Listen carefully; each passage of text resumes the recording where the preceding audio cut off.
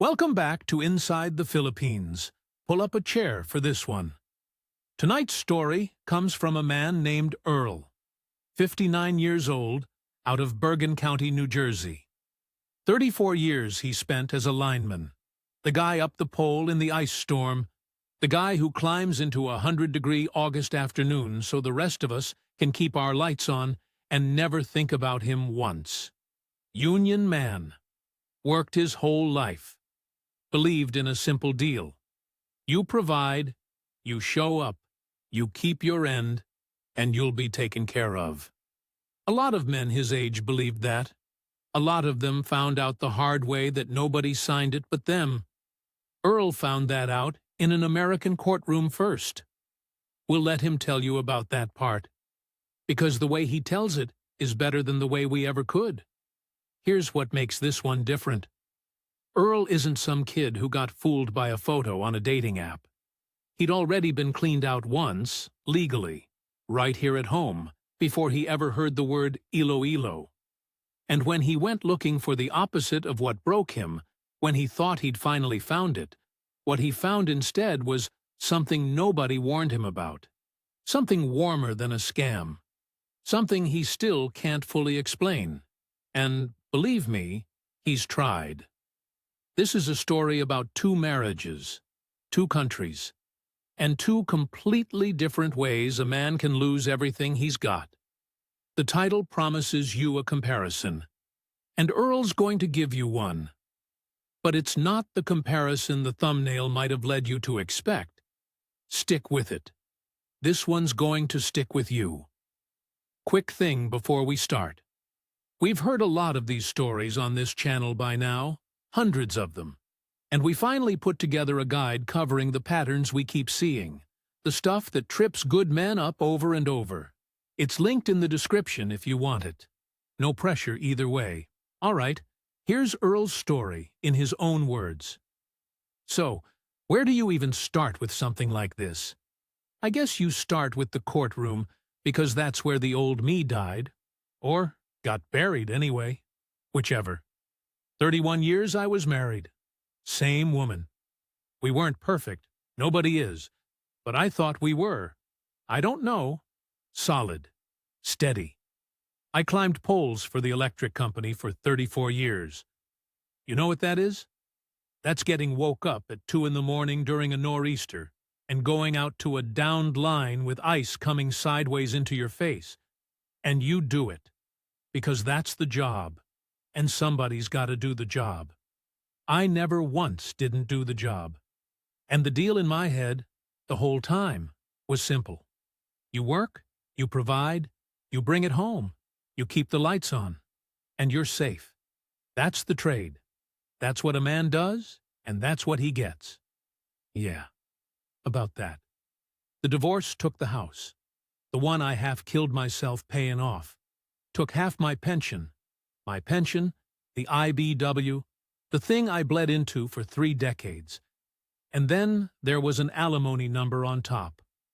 I remember the lawyer, my own lawyer, he looks at the paper, and he kind of winces. Like he physically winced. And he's a guy who does this every day. When your own lawyer flinches at the number, you know you're done. I'm not going to sit here and cry about it. It is what it is. But I'll tell you the thing nobody tells you about a divorce at 50-something. It's not the sad part that gets you. It's the part where you realize the rules you built your whole life around. They were never real.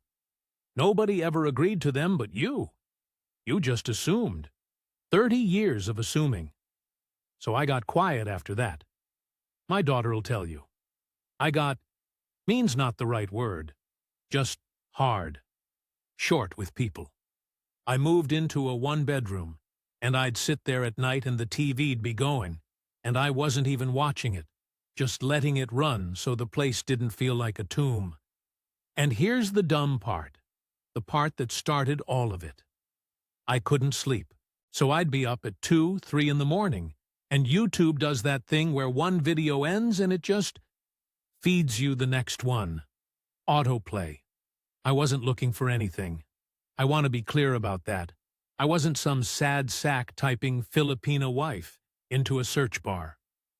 I swear to God, I wasn't even sure where the Philippines was on a map. Somewhere past Hawaii, that was about the extent of it. But the machine knew. The machine always knows.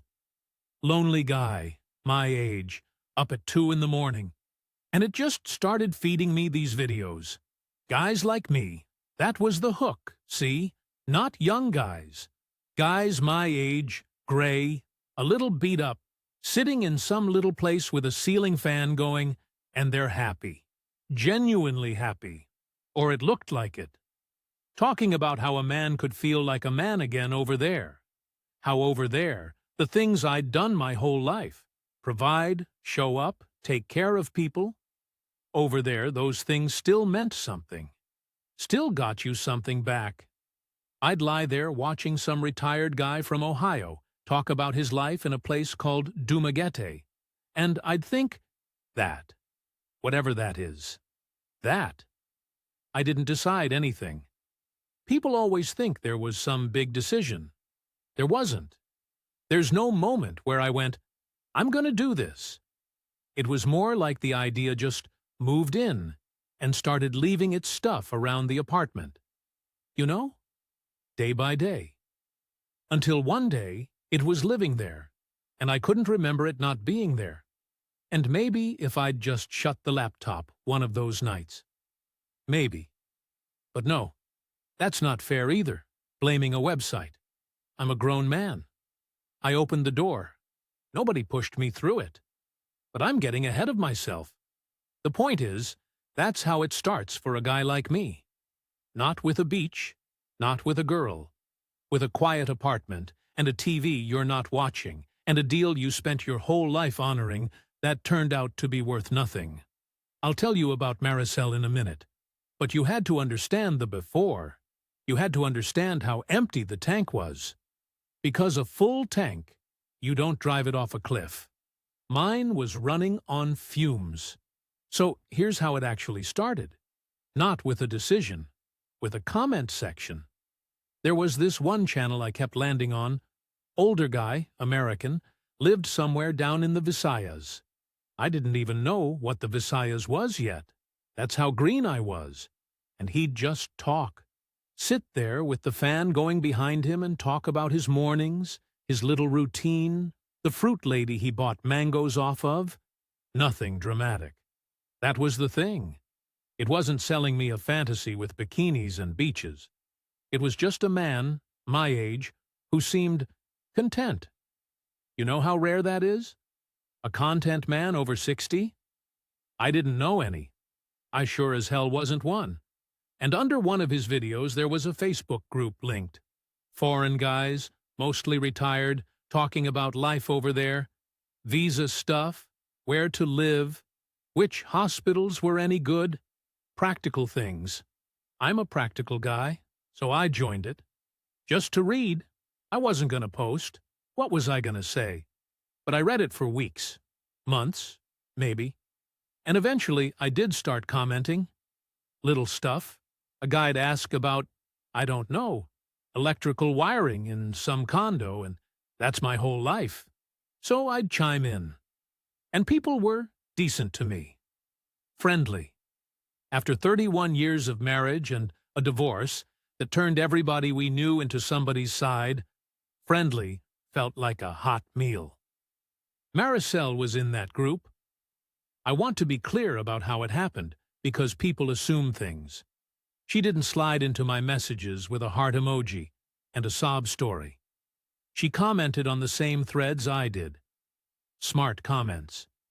She'd been abroad, worked overseas years, so she knew things, knew what it was actually like over there versus what these guys imagined. And she'd correct them. Politely. "Po, it's not really like that, sir." That kind of thing. I liked that she pushed back. I messaged her to say so. That's it.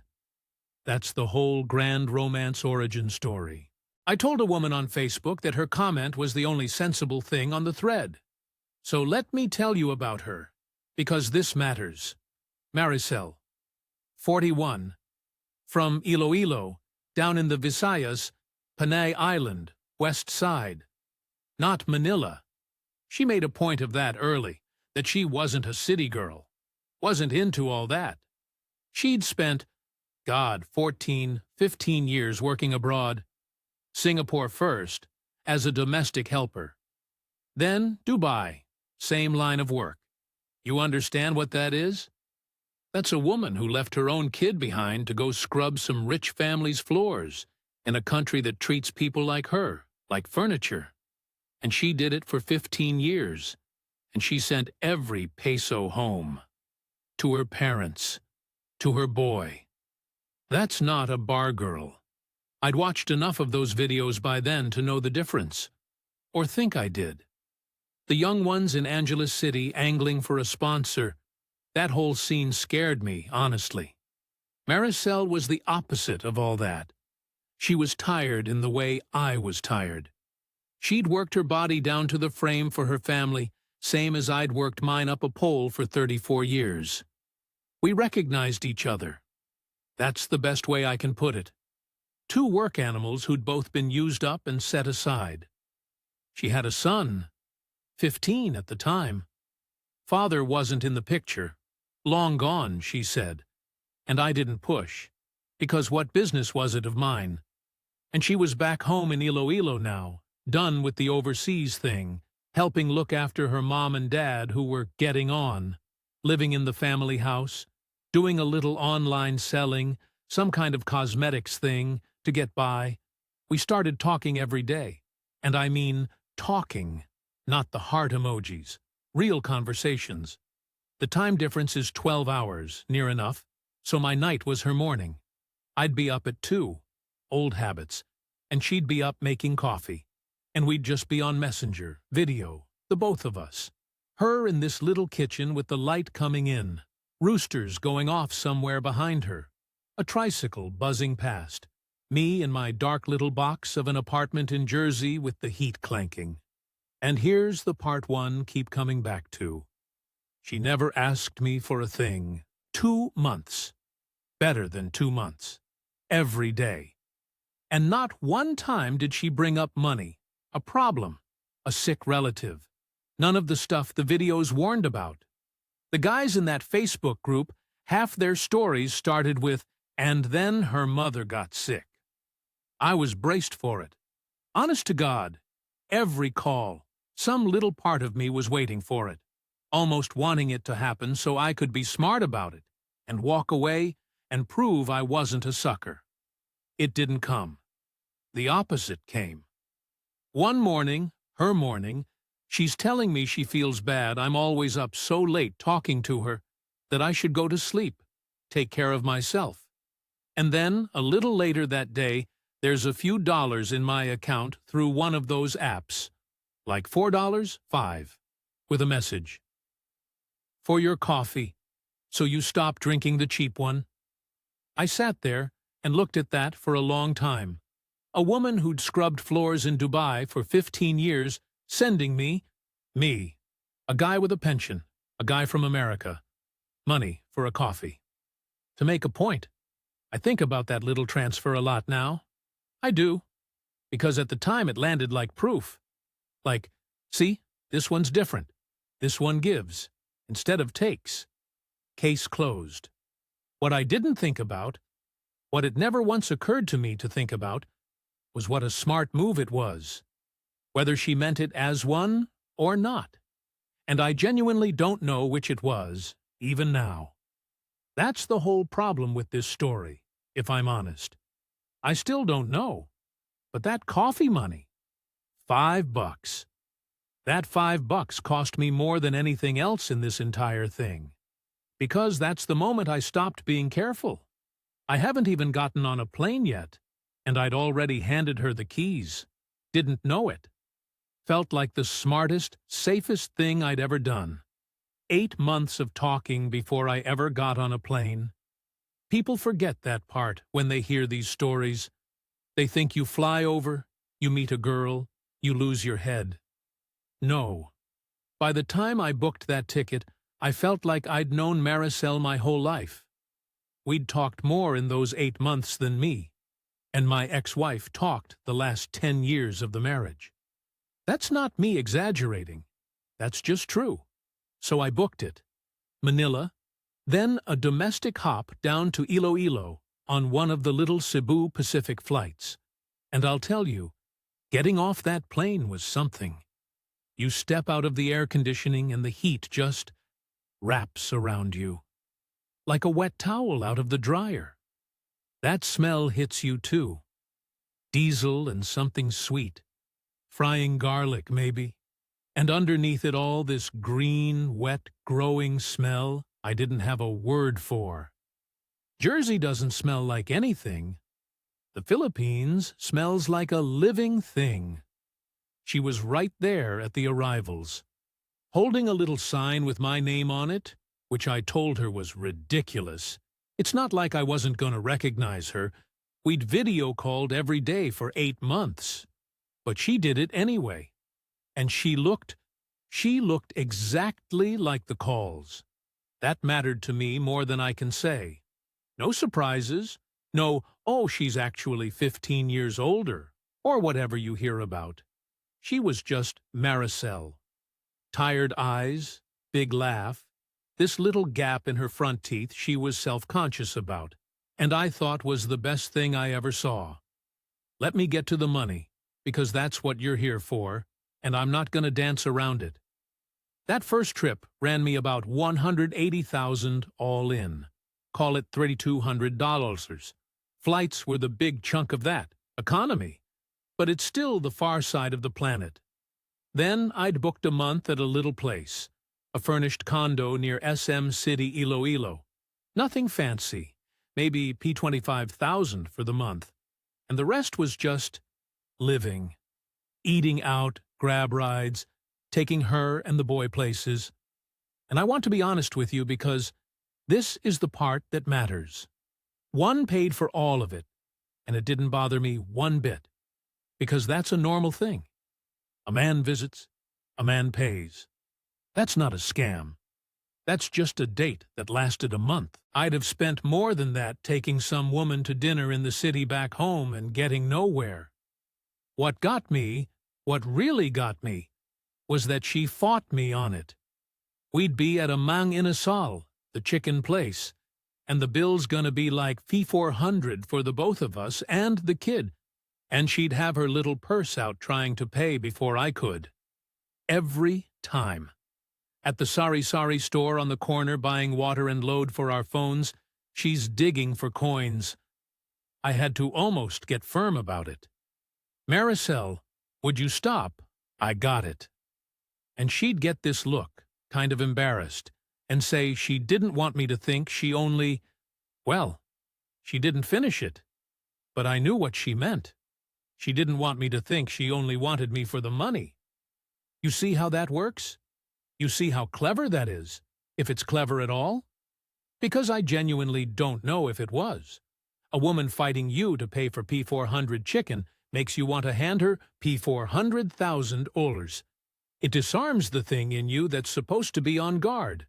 The thing that the divorce had cranked up to 11. She turned it right off. I met the family that first trip too. And this is the part Americans don't get. So let me try and explain it. Her mom and dad lived in the family house, out a bit from the city, down a road where the tricycles can barely fit. Concrete and wood, roosters everywhere, a basketball ring nailed to a coconut tree out front with no net. The neighbors had karaoke going by noon, some old man absolutely murdering a Frank Sinatra song, and nobody minded because everybody does it. They cooked for me. Sinigang, this sour soup, and a whole grilled fish, and rice, always rice. The dad, Tatay, he doesn't speak much English, but he keeps refilling my San Miguel before it's even half empty, and he raises his glass and says something. And Maricel translates, and she's gone a little pink. He said I was an answer to their prayers. And at the time, I thought that was just a nice thing to say. A sweet old man, being grateful his daughter found somebody. I clinked his glass and drank my beer and felt about 10 feet tall. I think about that toast a lot now. An answer to their prayers. I heard it as a blessing. It was a job description. I just couldn't read the language yet. But God, that month, I'm not going to lie to you and pretend it was all a setup, because if I do that, then none of the rest makes sense. That month was the happiest I'd been in 15 years, maybe 20. Somebody woke up glad I was there. Somebody cooked for me and asked about my day and meant it. You spend 30 years being treated like a wallet that takes out the trash. And then a woman, half a world away, looks at you like you hung the moon. You tell me what that does to a man. You tell me he walks away from that. I didn't walk away from it. I flew home, and the apartment in Jersey had never felt so dead, so cold, so quiet. Took me about a week to start figuring out how I could get back, and how I could maybe make it more than a visit next time. That's when the real money started. But that's the next part of the story, and I gotta tell it in order, or it won't make sense. I went back 4 months later, then again after that. And somewhere in there, I couldn't tell you the exact day, it stopped being visits and started being a life. We worked it out so I'd spend about half the year there. Tourist visa, the 30-day kind, and you just extend it at the Bureau of Immigration office. P3000 here, P4000 there, keep stamping it, and when you get near the limit, you fly out and fly back in, and the clock resets. A lot of the older guys live that way for years. I figured I'd sort out something more permanent later. The marriage visa, the 13A, once we... Well, I was already thinking that far ahead. That tells you where my head was. We got a place together. A real apartment this time, not a tourist condo. 2 bedrooms, so the boy had his own room. In a decent building with a generator for when the power cut out, which it did, a lot. About P18,000 a month. And then there was the rest of it, the actual living. Food, the boy's school, his uniforms, his fees, the electric, the water, Maricel's load, her mom's little this and that. Add it all up, and I was putting in around $45,000 a month. Call it $800. And here's the thing I need you to understand, because if you don't understand this, you'll think I'm a complete idiot, and I'm only a partial one. $800 a month for a whole life. A woman who cooked me adobo and sinigang from scratch. A kid who started calling me Tito Earl, and then just Tate after a while. Which? That one got me. That one I wasn't ready for. A home that felt like a home. $800. My alimony back in Jersey was more than double that, going to a woman who'd have crossed the street to avoid me. You do that math, 800 for love versus 17-something for hate, and tell me which one looks like the scam. So, no, the P45,000 didn't bother me. It felt like the best deal I ever made in my life. But the family? The family is where it starts to widen out on you, and so slow you don't feel it happening. It was never Maricel asking. I want to be fair to her on that. All the way through, it had come sideways. A cousin's tricycle broke down and he couldn't work without it. And Maricel's not asking me for anything. She's just sad at dinner, quiet, and I'm the one who says what's wrong. And she tells me, and I'm the one who says, well, how much is it to fix? P4000. Nothing. I'm a hero for P4000. $70. Of course I do it. Then it's a niece, the smart one, top of her class, and there's an enrollment fee for the new semester, and the family's a few thousand short, and she might have to stop. Stop school. A bright kid. And again, Maricel doesn't ask. She just mentions it, worried, and looks at me with those tired eyes. And what am I going to do? Let a smart kid quit school over E8000? Over $150 that I've got sitting right there? This is the part the videos never explained, right? They make it sound like a shakedown. Like there's a villain with a spreadsheet. It's not that. Or it wasn't. With us. It was... Maricel was the eldest. The eldest daughter in these families. She carries everybody. That's not a guess. That's just how it is over there.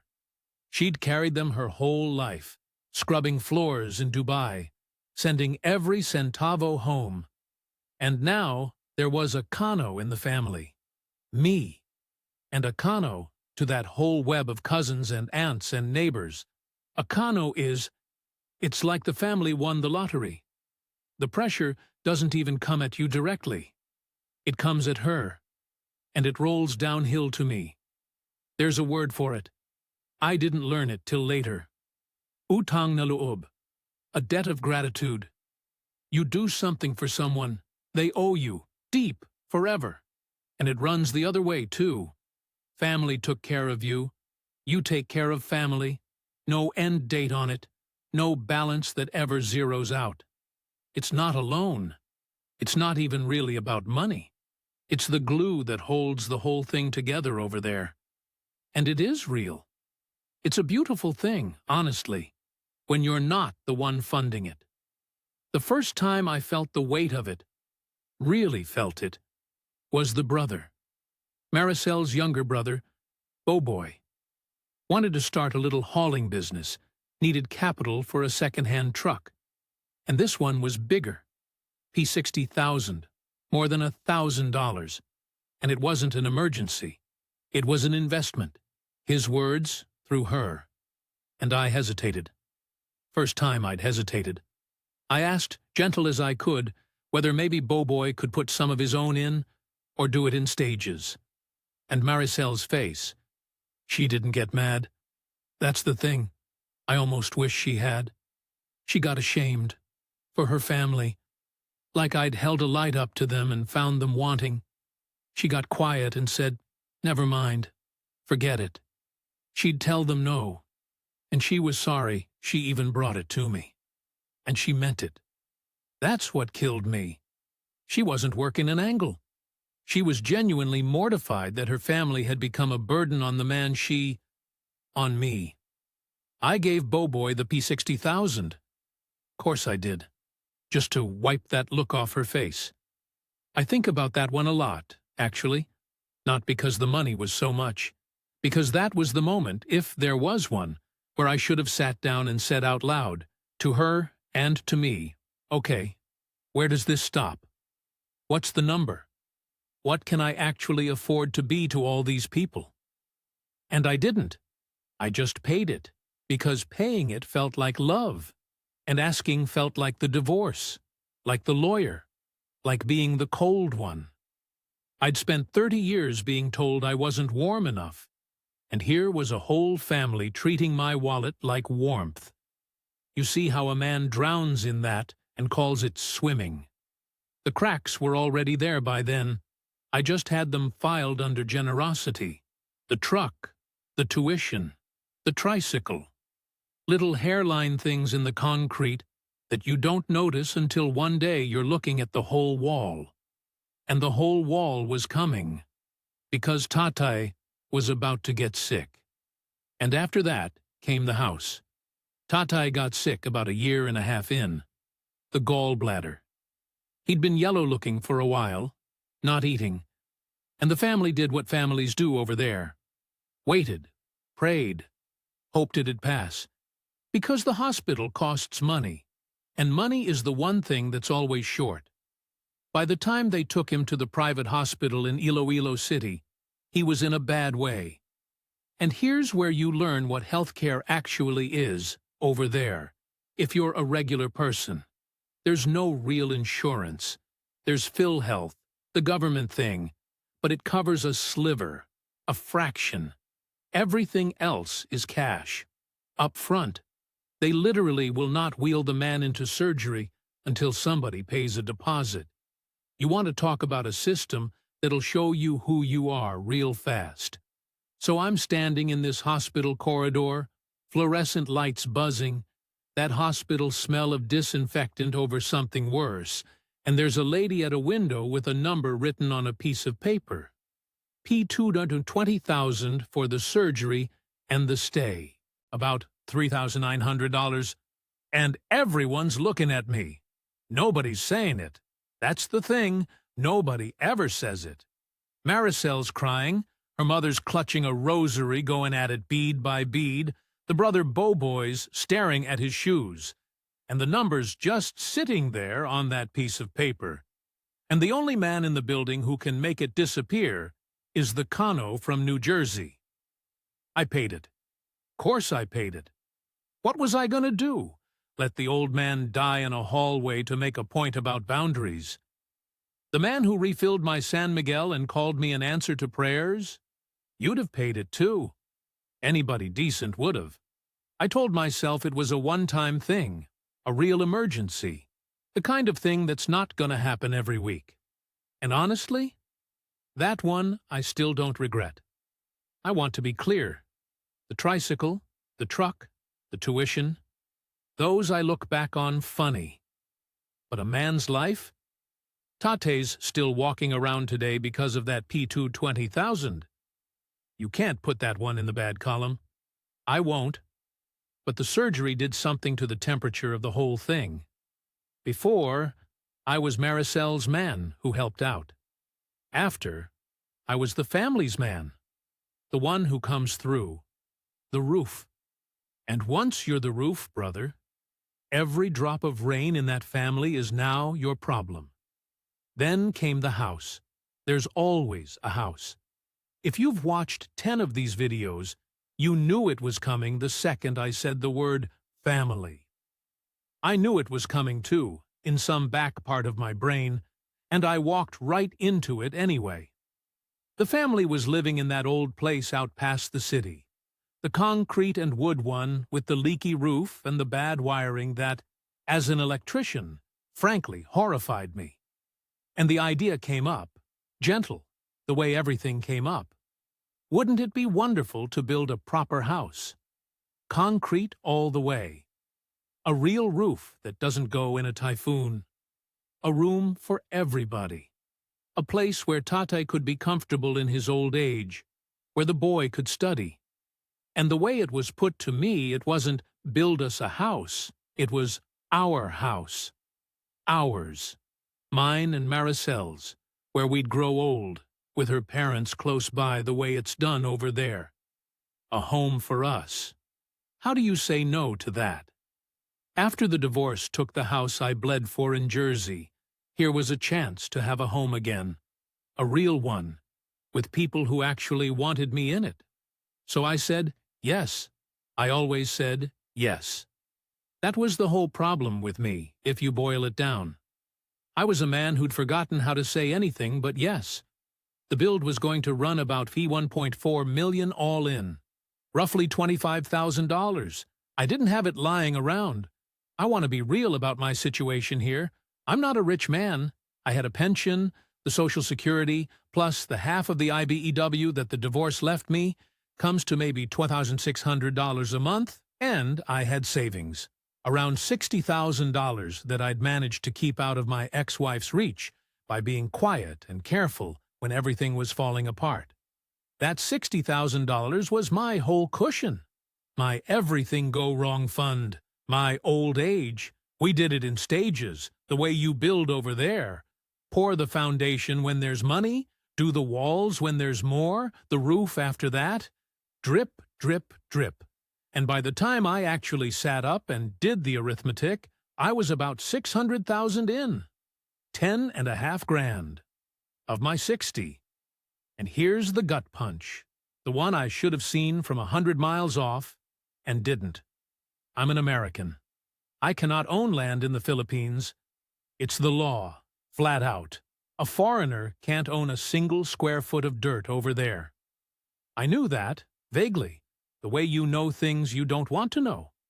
The house I was paying to build, brick by brick, was going up on land that belonged to Maricel's family. In their name. Not hers, even. the parents. I would never, under any law that exists, own one nail of it. I remember the night it landed on me proper.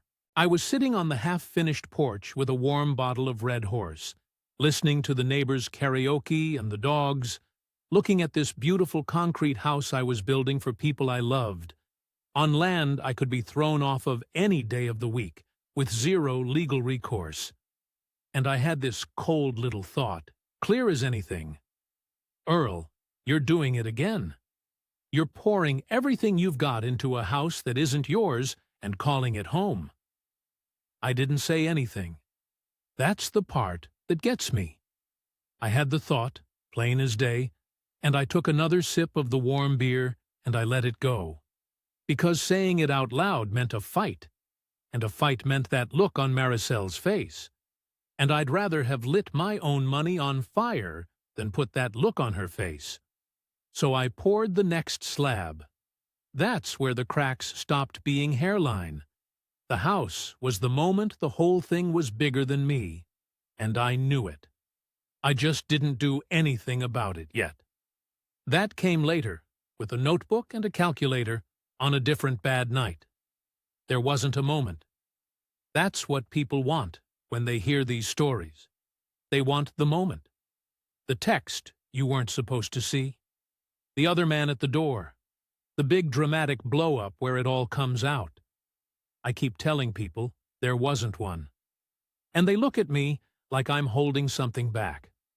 I'm not. The truth just came in so slow, I can't point to the day it arrived. What there was a notebook. I'm an old utility guy.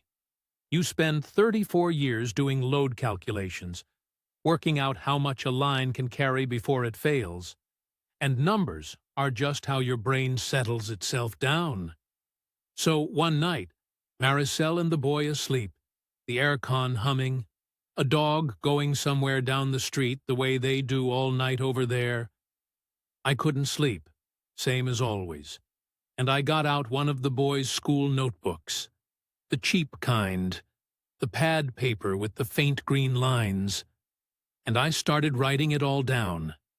Everything, every peso, going back to the start.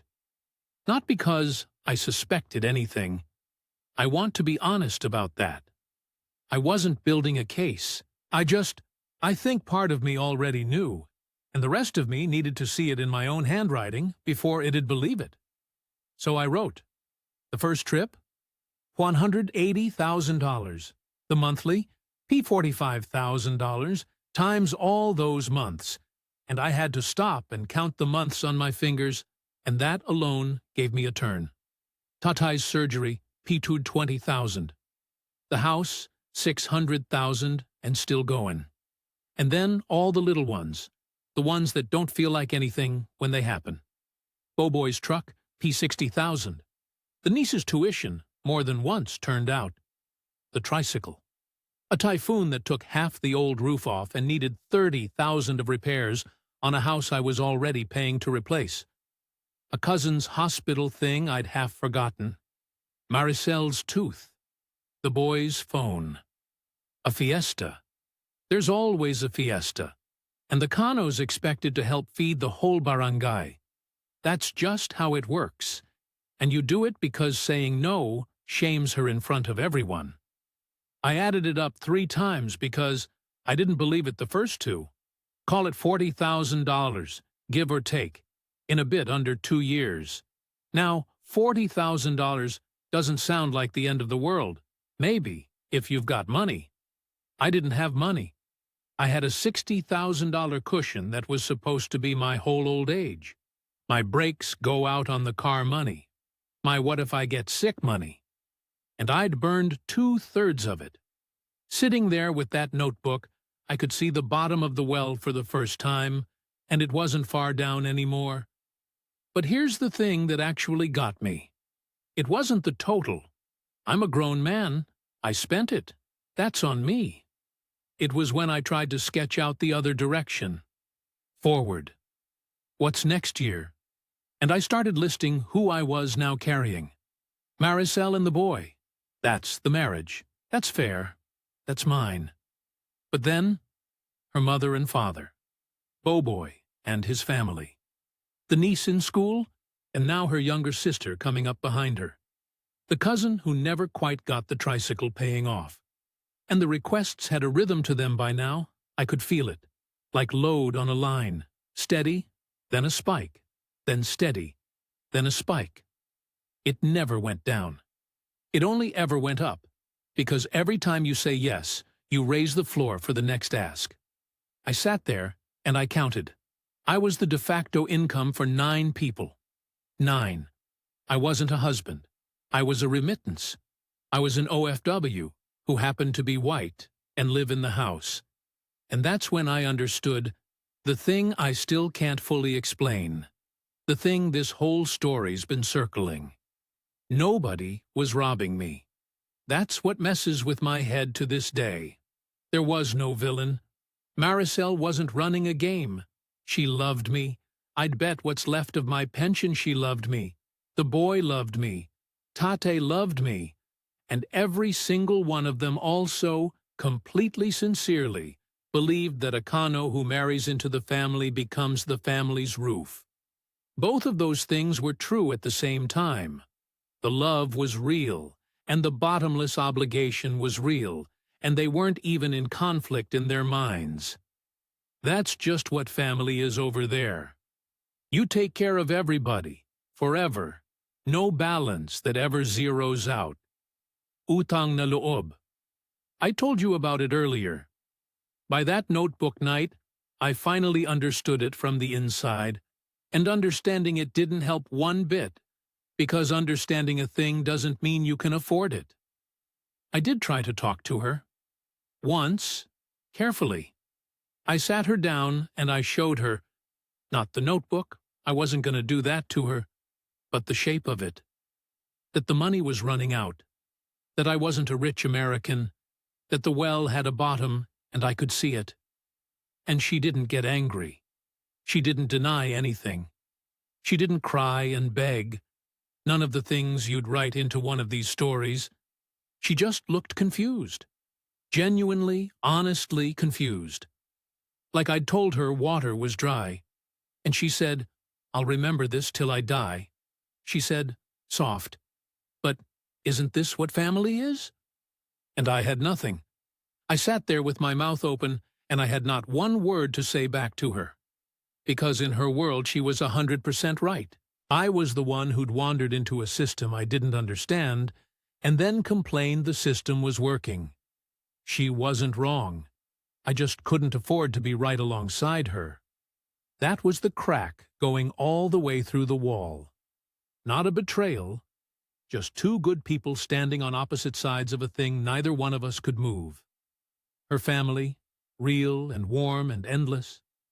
My 60 grand, real and finite and nearly gone. I knew that night I was going to have to leave. Not in anger. There was nobody to be angry at. That was almost the worst part. With the divorce back home, at least I got to be angry. This time there was no judge, no lawyer, no other man. Just a kind woman asking me a fair question I couldn't answer, in a house I'd built and could never own, on land that was never going to be mine. I closed the notebook. I didn't sleep at all that night. And in the morning the roosters started up like always, and the karaoke would start by noon like always, and I started, quietly, in the back of my head, working out how a man leaves a place he actually loves. I left in the dry season, February. I remember because the heat hadn't come up full yet, and the mornings still had a little cool in them, and I'd sit on that half-finished porch with my coffee. The good kind now. She'd finally got me drinking the local Kapeng Barako, strong enough to stand a spoon up in, and I'd just look at the place and try to memorize it. The bare concrete, the rebar sticking up out of the top where the second floor was supposed to go someday, the basketball ring on the coconut tree. I knew I wasn't coming back to it, and I wanted to keep it. I didn't sneak off. I want that on the record. Some of these stories, The guy just books a flight and ghosts the whole family, blocks everybody, gone. I couldn't do that. Whatever else, those people had been good to me. So I sat Maricel down, the same little plastic table where we'd eaten 1,000 meals, and I told her the truth, that the money was almost gone, that I couldn't be what the family needed me to be, that it wasn't her fault, and it wasn't mine, that we just came from two different worlds, and the worlds didn't fit. And she cried, real crying, not for show. And she didn't fight me on the money, didn't fight me on any of it. The only thing she kept saying was that she didn't understand why I had to leave to fix it, why we couldn't just... And she didn't have the end of the sentence, and neither did I. Because in her head, family that runs short of money doesn't break up. It just makes do, tightens the belt, prays, and carries on.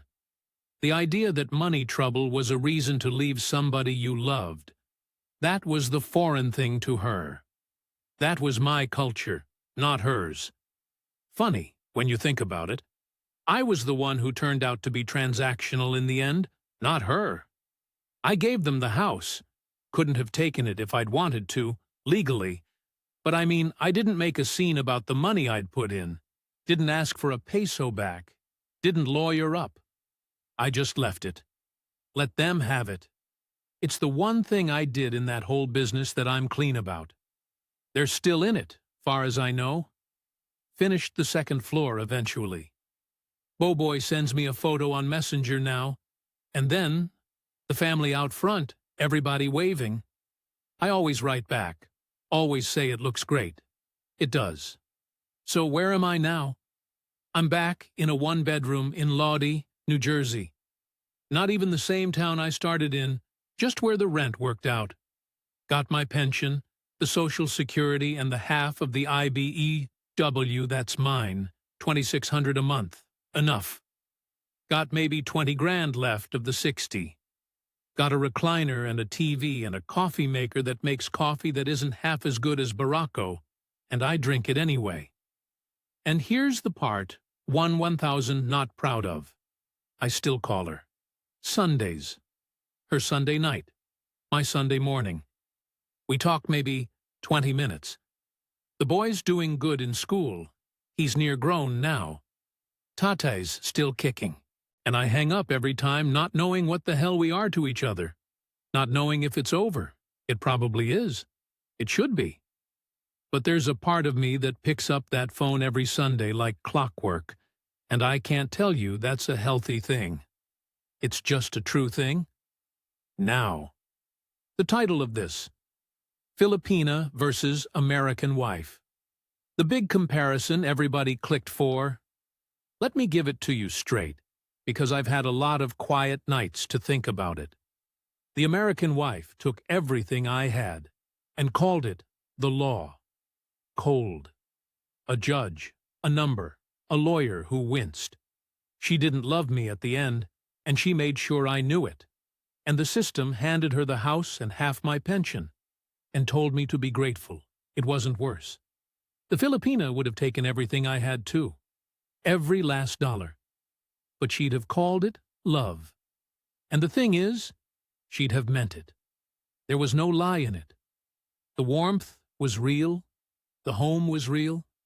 The kid calling me Tatai was real. And it still would have left me a broke old man on land I couldn't own.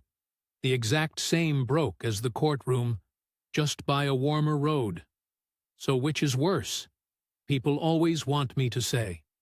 A cold woman who robs you with a judge, or a warm one who'd love you right to the bottom of your bank account? And my answer is, that's the wrong question. That's the question I spent 2 years and 40 grand learning was the wrong question. Because both times, the problem wasn't the woman. It was me. Both times I walked into the whole thing without ever once asking the only question that mattered. Not, does she love me? Not, is she honest? But, what can I actually afford to be to another person? In dollars. In years. In how much of myself there'd be left at the end. I never asked it. In Jersey, I just provided till the marriage went cold, and the law took the rest. In Iloilo, I just provided till the money ran out, and the love couldn't pay the difference. Same mistake. 2 flags on it. If you're a man my age, lonely, and that algorithm started feeding you the videos at 2 in the morning, I'm not going to tell you don't go. I won't. There's real happiness over there. I felt it. It wasn't fake. But know what you're walking into before you fall, not after. That family obligation, the utang na loob, it's not a scam, and it's not gonna stop, and it doesn't have a bottom, and it is not her fault for having it any more than it's your fault for not. Set the number first, out loud. Before you love anybody, decide what you can carry and tell the truth about it, to her and to yourself, while you've still got the strength to mean it. A man who sets the number can have a real life over there. I've met them. The ones who go broke are the ones who, like me, couldn't ever say a hard thing to a soft face. That's it. That's the whole of what I've got. 40 grand, 2 years, and that one sentence. Make it cheaper for yourself than I made it for me. That's Earl. And like a lot of the men who sit down with us, he didn't come here looking for sympathy. He came to save somebody else the tuition he already paid. What stays with me about Earl's story is that there's no villain in it. We're so used to these tales ending with a cold-blooded scammer and a wired bank account, and sometimes that's exactly what they are.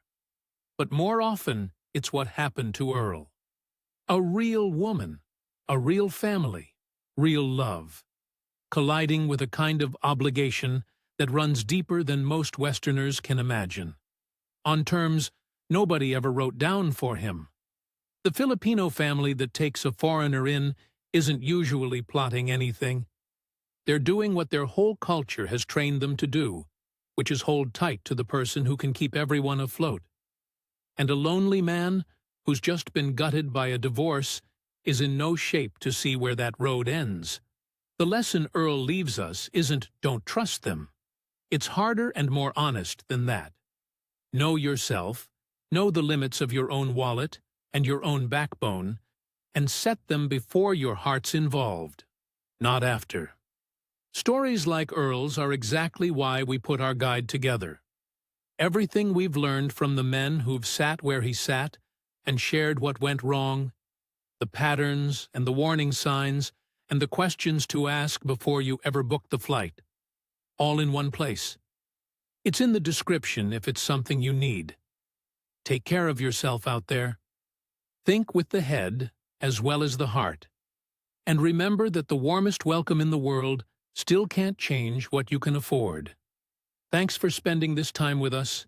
We'll see you next time, here on Inside the Philippines.